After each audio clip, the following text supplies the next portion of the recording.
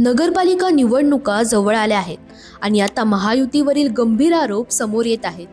सामनामधील माहितीप्रमाणे फडणवीस, शिंदे आणि अजित पवार हे प्रत्येक नगरपालिकेसाठी तब्बल 10 कोटी रुपयांचं बजेट तयार ठेवत आहेत. मोठा सवाल असा की हा पैसा येतो कुठून?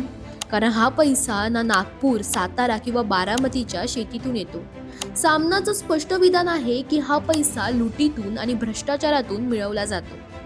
सामनानुसार महसूल खाते, नगरविकास खाते आणि अर्थ खाते या तिन्ही महत्त्वाच्या खात्यांमध्ये मालच माल आहे आणि निवडणुका जिंकण्यासाठी हाच माल वापरला जातो.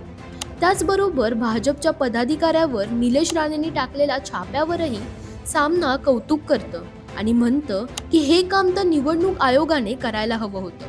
मुंबई आणि ठाण्यातील कोट्यवधींची कामे कागदावरच झाल्याचा आरोपही सामनातून केला गेलाय. 2 लाख कोटींची कामे प्रत्यक्षात दिसलीच नाही आणि हेच पैसे निवडणूक खर्चात फिरत असल्याचं निरीक्षण मांडले. गुलाबराव पाटील यांच्या वक्तव्यावरही टीका करण्यात आली आहे. त्यांनी मतदानाच्या आदल्या दिवशी लक्ष्मी येईल असं सांगितल्याचा आरोप आहे आणि मतदारांना पैशांनी विकत घेण्याची भाषा करणारा मंत्री कॅबिनेटमध्ये बसलेला आहे असे प्रश्न सामनाने गंभीरपणे उपस्थित केले आहेत. त्याचबरोबर निवडणूक आयोग मात्र शांत असल्याचंही सांगितलं गेलं. सामनाचा शेवटचा सवाल असा, महाराष्ट्राचं राजकारण सत्तेपासून पैशाकडे आणि पैशापासून पुन्हा सत्तेकडे जाणाऱ्या चक्रात अडकलंय. तर यावर कारवाई कोण करणार आणि महाराष्ट्र रोज बदनाम होत असेल तर त्याची जबाबदारी कोण घेणार?